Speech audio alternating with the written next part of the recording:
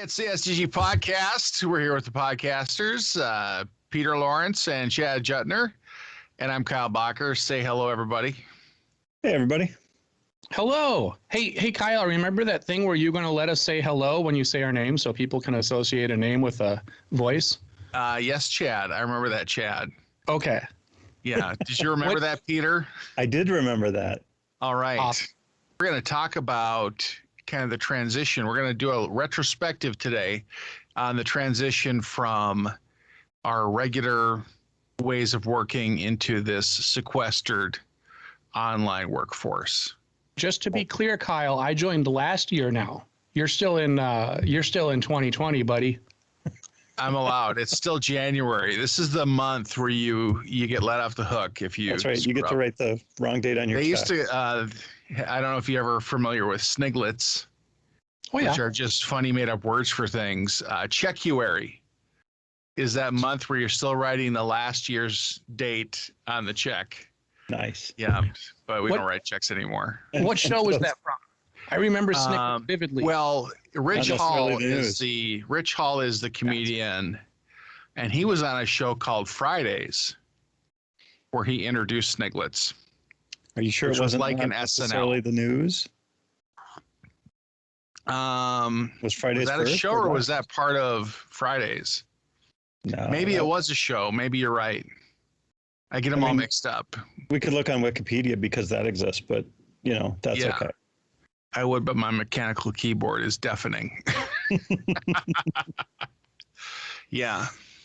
So starting with kind of the march home back in March. Home. Wow. You tied that from our together. where we were sent home to work. Yeah. We're chose or we're allowed to go home to work. Yes. Yeah. We were told, at SDG, we were told that we were going to be completely work from home. I think it was the third week in March. It was on a Friday. Yep. The tension was palpable. Well, now, It was the beginning of the pandemic. did you start the next Monday? I think so. Yeah. So they told you on a Friday and they Yes. pack up everything you could possibly need because you're going home. And There were Kyle, many you're trips still in to the charge office the following week. They didn't lock us out. Okay. Yeah. That's so people were able to get their stuff. So for me, the mad scramble was kind of on two fronts. It was help people kind of fill in the blanks for their home offices, because there's a lot of, we didn't, there was 2 weeks to flatten the curve. How many webcams did you order? Most people have webcams built in their laptops. And you just went with that? You said that was good enough? I've probably ordered 6 webcams in the last year. Nice. So we got by. I ordered one for myself. And is that what makes you look so good right now? Several others. It's just me. It's just I glow. Natural beauty. Nice. Yeah. I use the VO5 hot oil treatment. So Chad, you were at a small company back in the day. Yeah, and it's funny because in the before times, I was working for a small software company out of Minneapolis. I mean, we were bought, so we reported to folks in Seattle, but we were essentially our own little software company. And I used to get frustrated when people would abuse the work from home policy, right? Like I'd be like, oh, come on. Like you got to work from home because you have a haircut? Get into the office. All the rest of us are doing it. Now so we just snapped our fingers and instantly everybody was working from home. Yeah. It was really, really easy. I mean, especially nowadays, right? Like all our tools are online, right? There wasn't a single, our wiring closet at that little place had our Comcast internet router, and that was it. Like no file servers, no anything on premises. No. So everything for us, it was super, super simple to just switch to all remote. Do you think that practicing during the rest of the time kind of helped out? I mean, I'm sure it did, but the company was designed from the ground up with all remote tools, right? Like we didn't even really practice that much. We just, you know, and it's kind of a sign, like that couldn't have happened in any other time period in IT history, right? Like, Right. you know, using whatever Bitbucket or GitHub for your source repository, having that all be in the cloud, and all of our cloud tools that we were using anyway made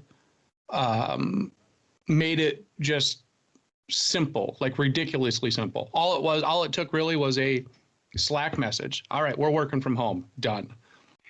You know, the timing as terms of, you know, readiness from an infrastructure point of view for all the cloud services, you know, the timing was perfect. It's like you walk into a dark room just as somebody is plugging in the lamp.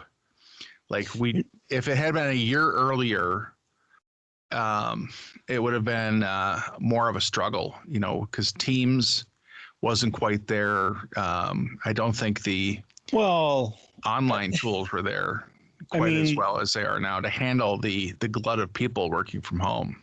I worked at a company that we used Skype for Business, the predecessor, or I don't know, pre-Teams. Still a Microsoft, coming off of sort of Link, which was sort of Skype when they bought Skype and merged it all. Yeah, all the great acquisition stories of Microsoft, but it wasn't horrible because they had enough remote people and I think that's one thing that has really brought this home to me is if everybody's remote, you really use and lean on those tools so much more than if half the people or one of the people are out of the office getting a haircut, right? So if they're out of the office getting a haircut, well, maybe you won't chat with them right away unless it's something you really, really need. But you might wait till tomorrow because they'll be back with better hair. There's a part of it, though. It's not even that the tools existed. You know, like I read the story from the guy that did infrastructure for Zoom, right? And he was saying that they were adding hundreds, if not thousands, of AWS EC2 instances to address the capacity like March, April, and May. It just kept climbing and climbing and climbing. And that idea, right? Like that guy didn't have to, he didn't have to, call Sun Microsystems or Dell or see, I'm so used to having cloud infrastructure. I don't even know who you would call these days to order a server, right? But and I'm pretty sure Sun isn't a thing anymore. Well, I mean, yeah, they're not. It's all Oracle. But the idea that not only did Zoom exist as a thing that helped us, facilitate meetings and all that other stuff, for those guys, AWS was there to handle the capacity issues that they had, and it was. Like the guy said, it wasn't simple, but it was simple, right? So, I mean, that brings up a good point. Building your own data center on the fly. Oh, yeah. Just impossible. I've flown out to put 3 computers into a rack for an off-prem type storage, and that was insane. But how did Amazon have that much spare capacity? That is a fantastic question. I don't even know that it was spare. I think it's just Amazon being magic. I would have liked to, You don't think they're pull some stats to see how much they ramped up in that period of time? I think they're always, Amazon is always adding infrastructure to their data centers. I think they probably have people that do that every day. It's getting bigger and bigger. Sure. So I'm guessing it was just throwing more bodies at it. Because Microsoft they make is doing the hardware fast containerized, enough. right? What's that? I'm sorry. Microsoft is doing containerized implementations of their, whatever they're called, Azure, right? So it all fits into a container, and they just drop more containers into place, plug them into the backbone, and they have those servers online, right? Yeah. So, I mean, you get a big container ship full of Azure capacity. But it's just amazing to see how everybody is just like, I'm stunned when you say 2,000 instances of, Amazon a month, right? Like Amazon had to be ready for that, but they couldn't have been ready for that, right? I wonder though. I kind of think maybe they could have been. Or maybe they just. Yeah, I think, I honestly, I mean, I'm sure these guys probably had to work with, some genius level solution architect at Amazon to say, well, we have capacity in this data, we have capacity in, Oregon, but Northern California, Right. if you did it there, that'd be a problem. Or nobody ever used North Virginia. Is it North Virginia? That's their original data center. That's old. One of the things I read from, I did a deep dive, and there's like, yeah, that was the first Amazon data center. Don't ever use that one because that's where they figured everything out. So that's where there's usually issues. I think there's no sign of stopping when it comes to creating content and adding services and spinning up companies that need that kind of access to resources in the cloud. Right. So I don't know that there's a point where you would let up on the throttle because you might have too much space. Like, oh, now we've got data centers we're not using that are costing us big money. I think the situation is we can just build this stuff as fast as we possibly can because whatever we do is going to get used. When we plug it in, that just starts the cash machine that we've installed, and it pours cash money in once it's hooked up, I suppose. Huh? Yeah. What was the statistic for YouTube content? Like there's 400 hours of content being uploaded to YouTube every second, or it was something mind-boggling. Like it is mind-boggling. I don't even know what the number is. That sounds too small, honestly. Like only 400 hours in a second? That's almost. Well, and think of how many meetings we're recording. We're recording this. Right. And I uploaded another video today. I uploaded a video yesterday. I've added myself. One guy has uploaded like 3 gigs worth of content in a day. Yep. Or 2 days. Right. That's insane. I remember when a 500 megabyte hard drive was big. I do too. Packard Bell, man. Those were cool little computers with the elephant ears and the whole 9 yards. That was good I remember stuff. when a 10 megabyte hard drive was huge, and you double spaced it to 20 meg. So at the beginning of this, we had paper processes in place that had to go electronic. Yep. And the prior year, we were fortunate enough to get hooked up with a Nintex sign, which is done through Adobe Sign. Sure. For our security policy. So we could send that out and have it e-signed. Yep. So we had all that in place and we'd already done it, so we knew how to use it. Ben Story, our Nintex genius, had been pushing for that for a couple of years. Right. And we finally got there.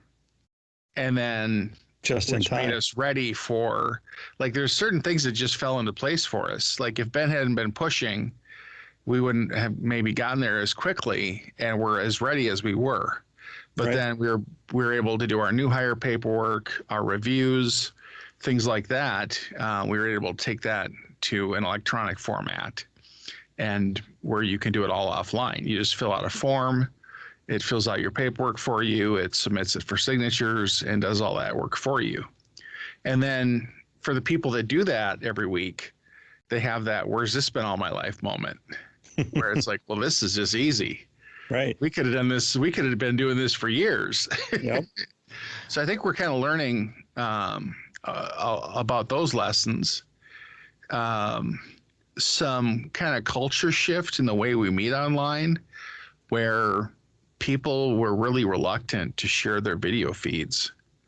I'm still seeing a lot of that. I think it's a cultural thing depending on where you are. It's a company culture. Very much, right? Like it's very not, much so. Yeah. So, we're at a customer right now, and it's usually just the SDG folks that have their cameras on, and which is great unless there's like 7 people, in a Teams meeting, if you have 7 people and one guy has his camera on, well, that one guy's face is on the screen all the time. So, Yeah. you kind of feel like a dope, but I'm okay with it. I don't mind feeling like a dope sometimes. But yeah, I think that just kind of slowly catches as you go from place to place. My last company, the little company I left to become a SDG lifer, started very much that way. Cameras off, nothing, Yep. and then it just kind of slowly became the norm. I don't know how it changed or if I said something to make it change, but it just. I'm guessing one person drove that change by having their camera on for every meeting and being that only person that was there. But slowly somebody else, maybe when they talked one-on-one, they would have their camera on, and so that you'd have that one-on-one stuff. And then slowly, another big change is being able to blur your background, right? That makes it more possible for some of us. I think if you've got, like, I don't have the knick-knack shelves behind me. Right. I don't have the beautiful knick-knack shelves. Right. Those aren't knickknacks. They're posable action figures. All right. They're collector's items. I will not take a single ounce of crap for my posable action figures. Actually, I don't even know if I have any back there. Or dolls, right? Those are your dolls. Oh, if you call them dolls one more time, I swear, Kyle. One at my this is a funny story. So we're starting to develop this culture at a client, and one of the fellas, actually, I was on a call, and I always have my stuff on, and there's booze mixed into those shelves too. And then the guy goes, "Oh, it looks like you had a good night last night." I'm like, "Why?" And he goes, "Well, I just made a note that we talked on Tuesday, and that bottle of Woodford Reserve was almost full, and now it's half empty." So you need to start watering down your booze that you keep on your shelf. Is that what you're saying? No, actually, it was one of my questions. Like, when you go into a place, how do you build like a team? Like, how do you get from just, "Hi, my name's Chad, Peter, and Kyle," to being able to tease each other about how much booze you have on the shelf behind you?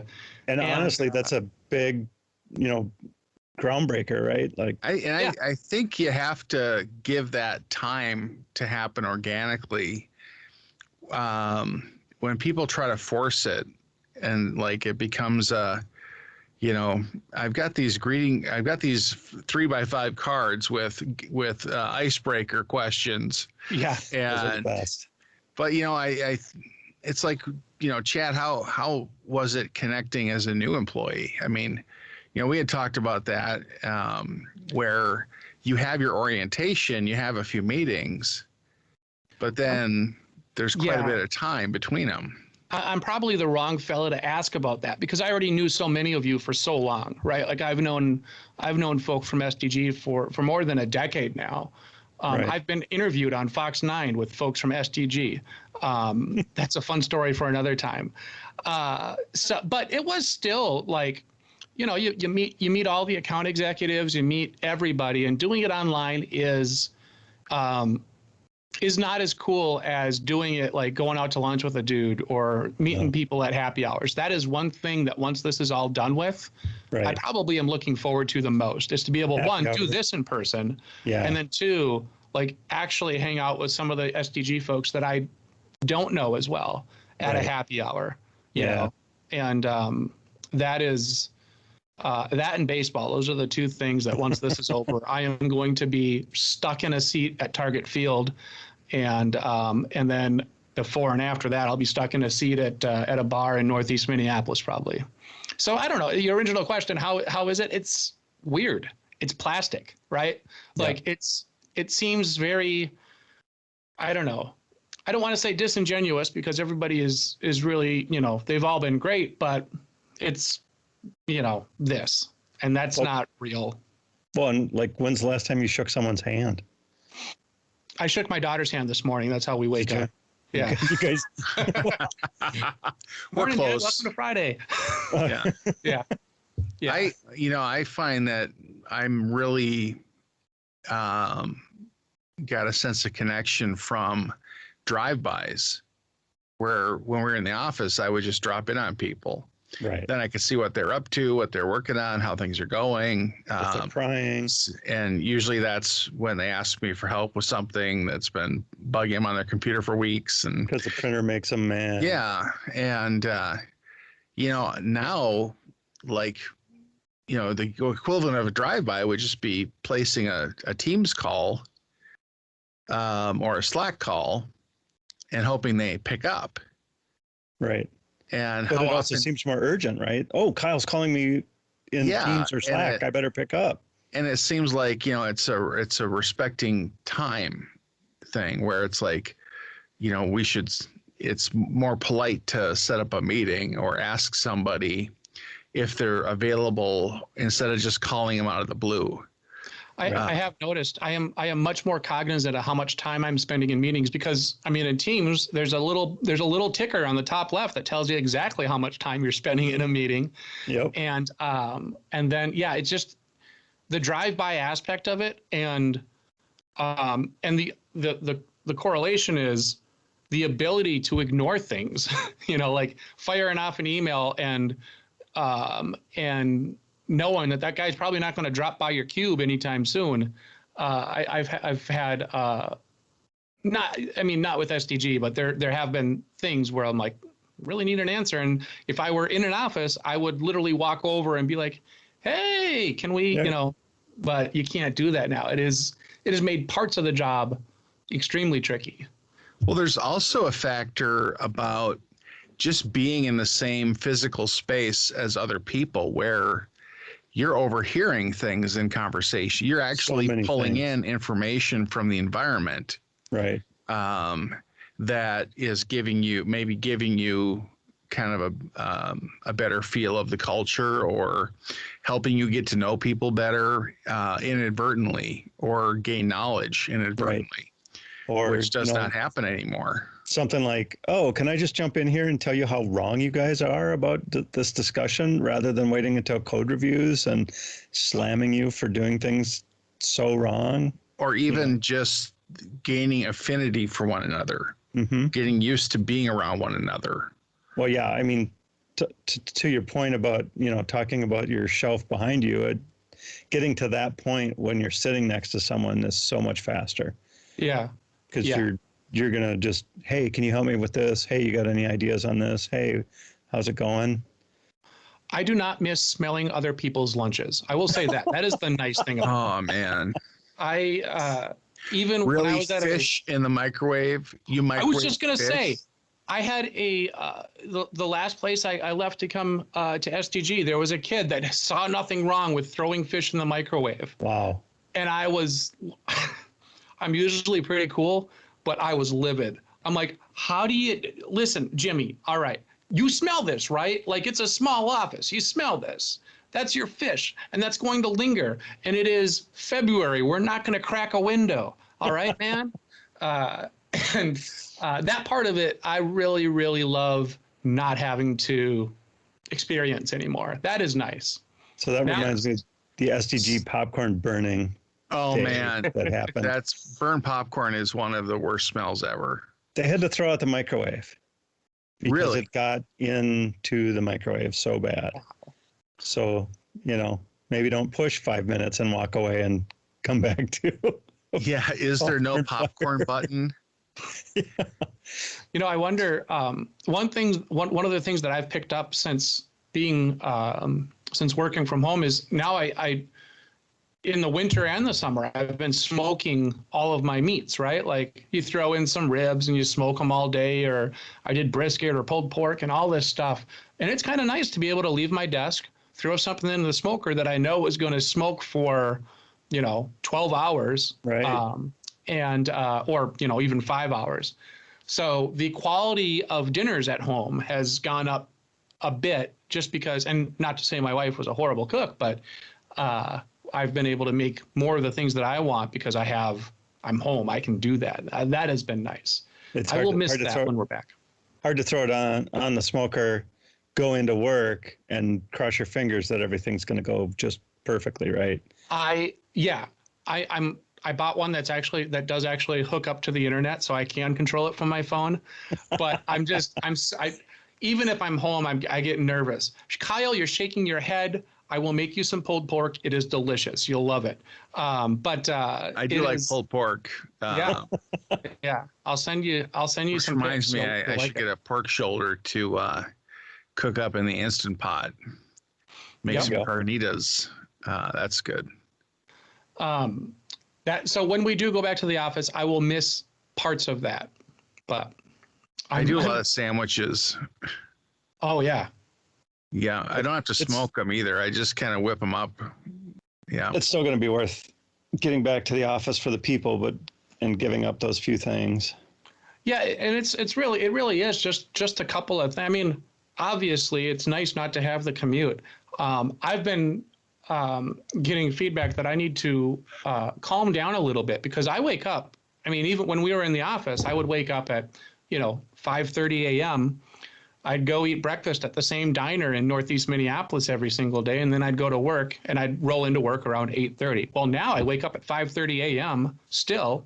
I'm ready to go. I come down to my desk, and I just start, I have some coffee, and I start banging out a couple of emails or Teams messages, and people are like, hey, listen, calm down a little bit. I'm like, I'm sorry, man. I'm excited. I can't really do much else in the morning, but this. Do you think you'll return to the diner? Oh gosh, yes. Yeah, I think so. I mean, no matter where the client happens to be, I mean, as long as they're in the metro area somewhere, it's a little out of the way, but yeah, I will for sure return back to the diner and make that part of my daily loop, if you will. Cool. Kyle, what is the first thing you're going to do on a regular basis post Rona? I think it's going out, heading out on a Friday, hitting a happy hour, going to see a band, that kind of stuff. Because I came off a couple of years of having a dog with health care issues, where it kept me from doing a lot of stuff. Yeah. I couldn't go out and come home at 8:00 at night and give him his insulin shot. I had to be home. You have to really keep them well regulated when they have diabetes. And then he was blind for a while before I got his eyes fixed and stuff. And it just kept me, I turned into a hermit. So it was kind of a pre-coronavirus practice for you. So I was locked down, being single and having a dog is, there's no one else that can take care of that animal at home. So it's like, you gotta do it. Right. I think it'd be better if I had two dogs that were not sick, but they could keep each other company. And my dog was not that friendly, so people didn't, but I loved him. Yep. Yeah.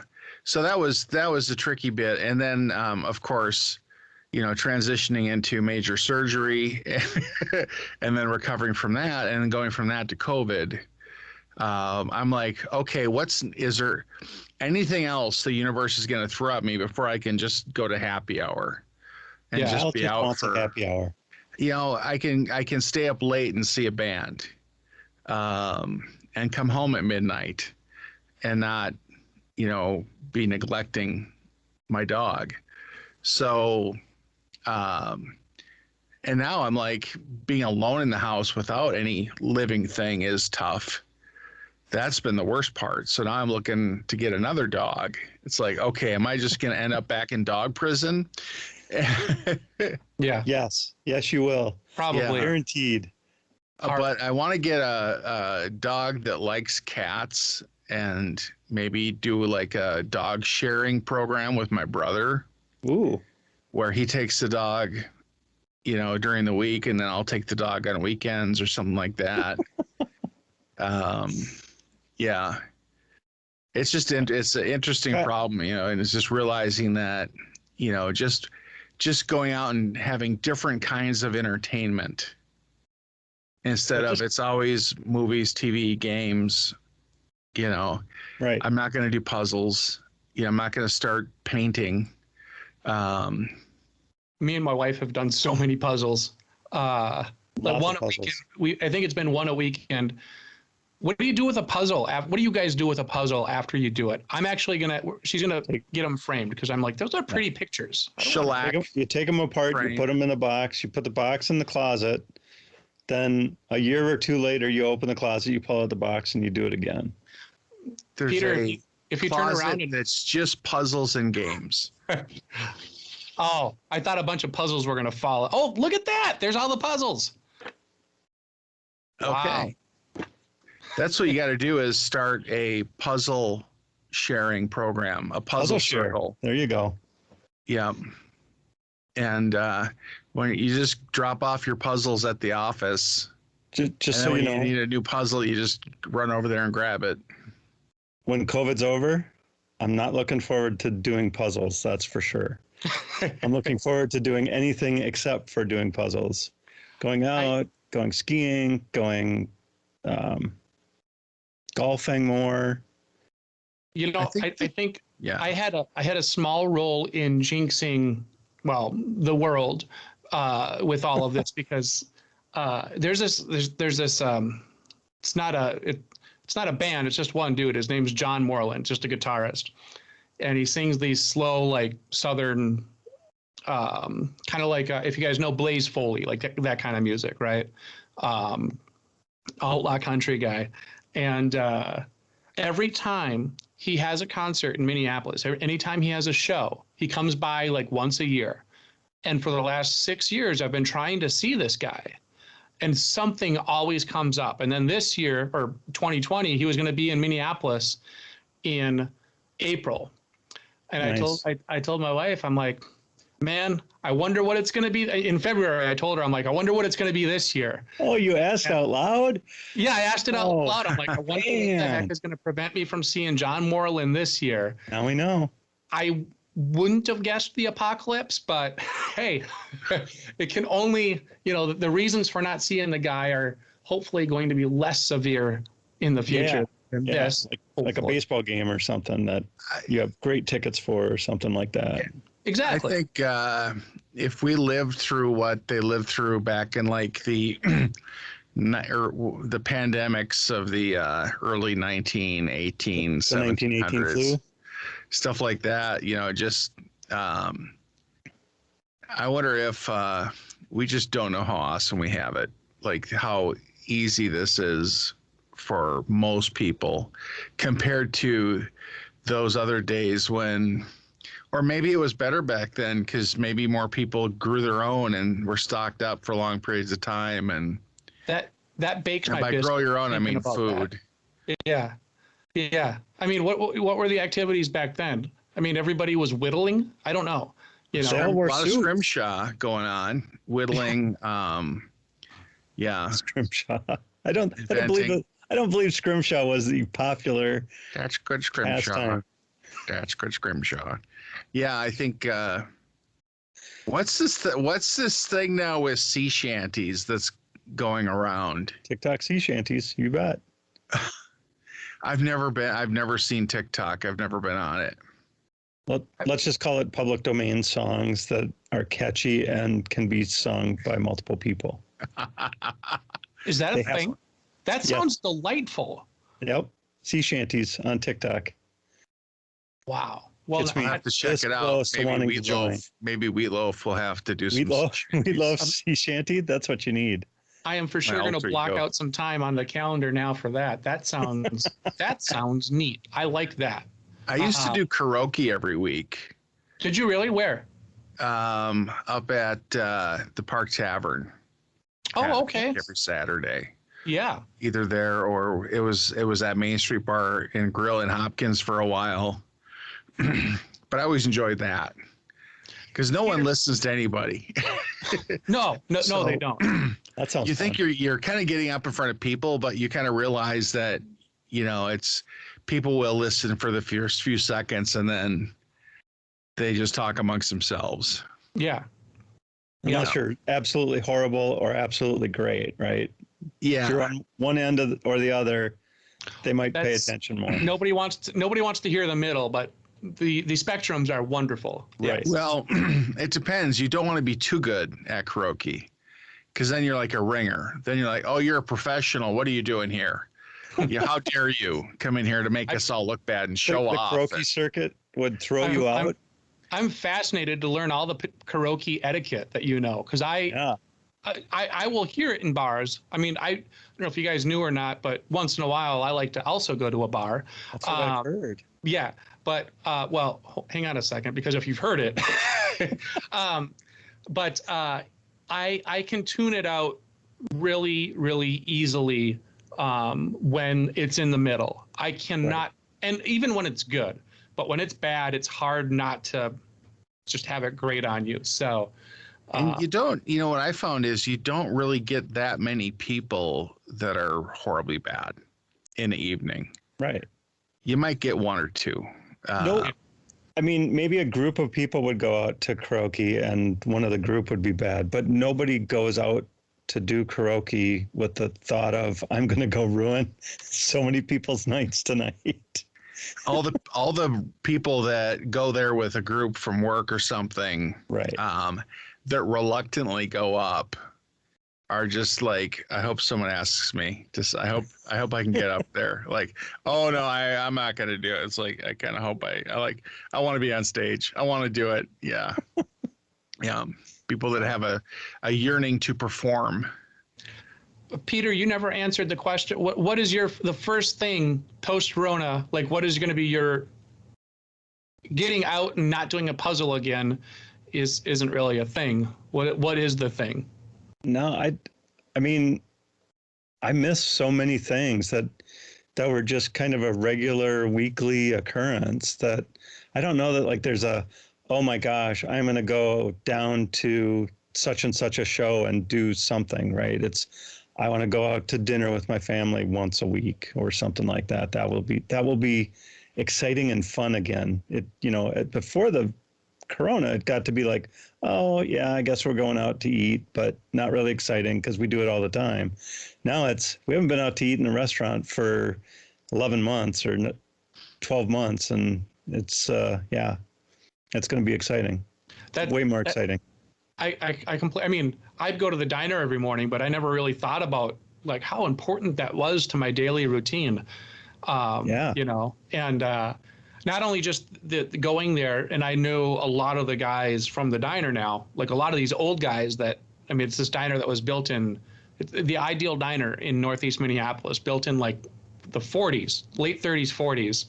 This is one of those things where I don't know if it's a goal to be a regular or a goal not to be a regular at a like if I'm going there so often to be a regular where everybody knows my order's ready for me, I almost feel like I'm doing too, well, maybe I need to back off a little bit. Am I here too much? Yeah. Because if they have your order ready for you at a particular time at a bar, that might be cause for concern. That's a little bit more troubling.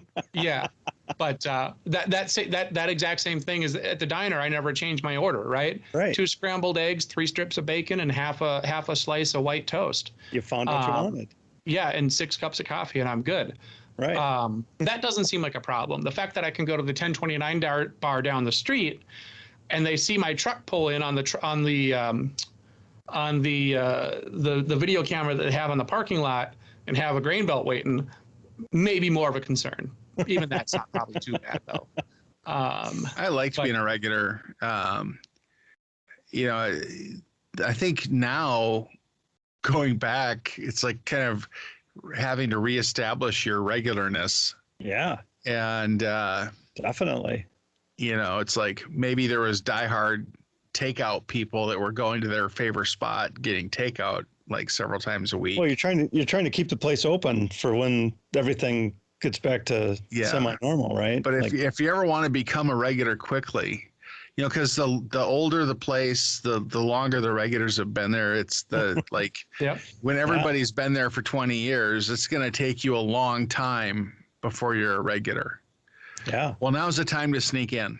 Yeah. Now's the opportunity, huh? I got so mad. I saw an article online on one of the hipster magazine news online magazine things. I'm even saying it wrong. That's how old I am.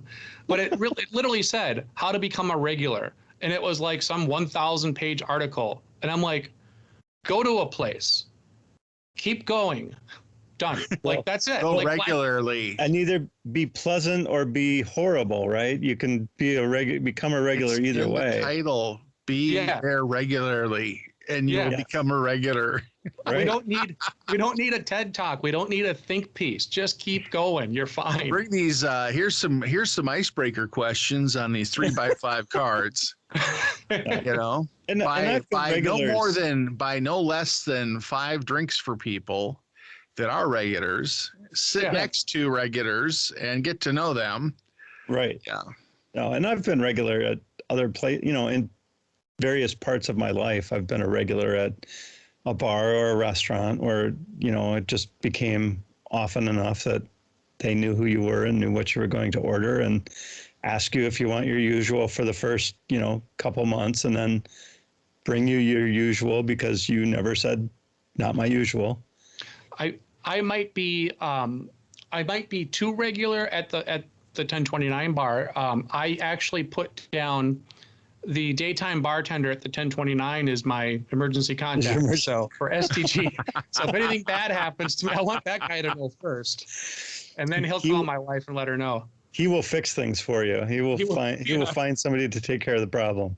He's Nice. he knows a lot. So that's a real thing. Steve Spalding. Hey Steve. Thanks for Shout listening. out to Steve. Yeah. I'm really looking forward to doing this live is going to be a blast. I say we figure it out, we get the remote equipment and we do this at a bar somewhere live. Deal with the crowd noise. It'll be like one of those remote episodes of This American Life, right? There you go. Kind Sure. of kitschy. Little clinking in the background. I'll meet y'all to do it in the office, but I'm not going to go to a bar and plug in and do this in front of a crowd. Come on. No. Come on. We'll put Think some of it. Remember croaky your on. It'll radio be fine. broadcast days. It just seems like a lot of hassle. I'm just used to being home with my 4-piece puzzles. I'm working up to go on the professional puzzle circuit. There you go. You'll get there, buddy. I believe in you. I will say, for a long time, you look forward to working remote or working from home, right? Like, those people that get to do that every single day, they have it so good. Mhm. And now that I'm one of those people, I'm like, I cannot wait to go into an office at least some of the week. Yeah. I do not want to go there every day. Never have. I'm thinking halftime would be the right balance. Like even doing half days where I can get up, I can grab my coffee, I can sit at the computer and do stuff in the morning, the stuff I have to get done, uninterrupted work. Right. And then head in the office in the afternoon to take care of stuff. Yep. And then I think it'll be a good way to break up the day. It'll give you regular time to kind of see people and catch up and have drop-ins and stuff. Yep. But I think that the logistically, a lot of stuff will still occur mostly online. Yeah. So, are you really going to take an hour and a half? There's no such thing as an hour lunch. No. Are you really going to break up that much of your day to go eat lunch just to have a face-to-face meeting? Like that combo meeting / lunch that you have so often. It's like, how about this? How about we have a half an hour face-to-face online and we'll both save time and we don't have to drive all over the place, and it just makes life easier. So I think a lot of that's going to change things. Yeah. And I think it's going to save everybody money. Just not having to spend it on the gas and the extra costs for the food and stuff like that. So I see that as kind of sticking around. But I do think that, some people need to get away from their house Right. They have busy, hectic households where it's like maybe a home daycare or something like that, where they need to get out of there to focus. Right. But I think for the most part, people are not going to want to really ever go back to full-time on site unless it's preferable to their home situation. I know it's going to happen. I know that there's going to be a client or 20 that are, you're in the office full time unless you have something special and will allow you to work remote that day.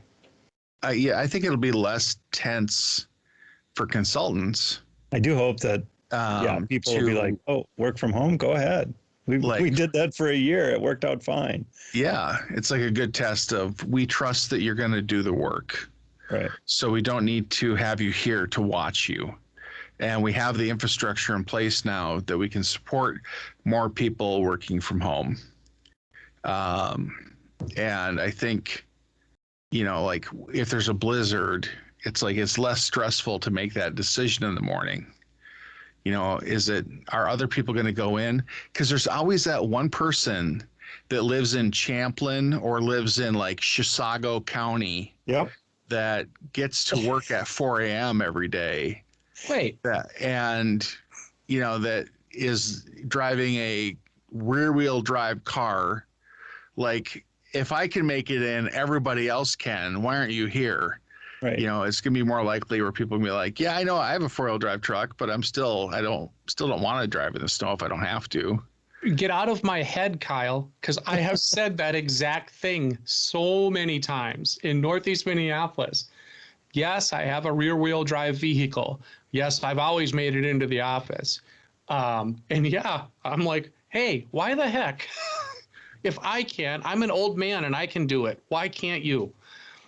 That has been a real thing. But you're right. I think it's going to be, it is going to be a lot less stressful, a lot more easygoing. I wonder, current events aside, I wonder if society as a whole, the people that we're going to be working with, once this is all done, if it's just going to be relaxed for a couple of years, like everybody's just, man, I'm just happy to see you. We'll figure this out.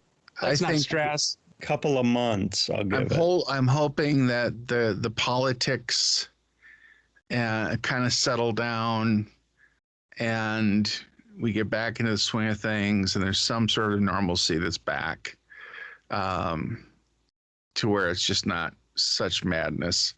Because just that situation and yeah, you could unplug from all of it and then hope it never shows up on your doorstep. But sometimes you just can't look away. Nope. And it's really stressful. You just don't have that comfort of just sitting there. Like sitting there watching a movie, like a really relaxed movie, on a Saturday afternoon when it's raining outside. Yeah. It's like, yeah, you're in super chill mode and you're recharging your batteries and life is good. I like rom-coms now. Huge rom-com guy. There you go. And you're dead to me. No, I'm kidding. Yep. No, I'll get you hooked. I only secretly like rom-coms, but I'll never publicly admit it. They always end with a happy ending. Yeah, exactly. Why not? Yeah. Well, I think that the proximity to people, there's so much nonverbal communication that happens. Just eye contact is going to be huge to where you're, because there's something about that. There's something about, I think we network wirelessly much better. Right now we have crappy, interpersonal network connections through the online meetings. When you get in a room with somebody, like my powers of persuasion triple when I'm in the room. Like it's a challenge to really make that solid connection with people through a screen. Yeah. So I'm looking forward to that. That's going to be fun. Doing presentations and in the room. the crowd energy is much better. It's just not fun doing presentations online. And then everybody's really quiet and They're respectful. they're respectful, But it's a whole different show, right? It's the 100% Kyle talking, no feedback, no laughing, nothing. It's just you talking. I noticed that there's just people that hide. They'll attend, but they won't. You'll not hear a peep out of them. Their cameras are off. Their mic is muted. You wonder if they're really there or if they're just getting credit for it. I was in it. I was there. I showed up. Yeah. And they're off doing puzzles while the meeting is happening. Just being able to read the room and know who's checked out. You can do a puzzle and I mean, it's nice. It's nice when people can mute their mic and hide their video when they're not really paying attention and they're checking their email and stuff. Because that's really annoying when you're having an online meeting with somebody and they're like, yeah, okay, and they're like working and you don't have their attention and you get sad. So I won't miss that. For a reason? Have you noticed I've been glancing over at my client's email box over here and? No, okay. I have not. I've been trying to be really subtle. All right. Well, I think this is a good time to wrap things up. It's a great time. Any other comments? Any parting thoughts? One more time. I can't wait for happy hour. That's it. Parting thought. Yeah. Happy hour. All right. It's going to be ridiculous. Let's do an online happy hour one of these days. All right. Let's do an in-person happy hour the first week. Let's just do it. When we can. Right when we can. Immediately. We'll all PTO day, company happy hour, all day long. Oh yeah. That sounds awesome. Steve will open the doors. It's gonna be a train wreck. There's gonna be an Uber spike. Uber spike. People are gonna cut loose. It might not be pretty. So, all right. With that, it was the SDG podcast. Thanks for listening. If you want to drop us an email, reach out at thepodcasters@solutiondesign.com. Until next time, say goodbye, everybody. Goodbye, everybody.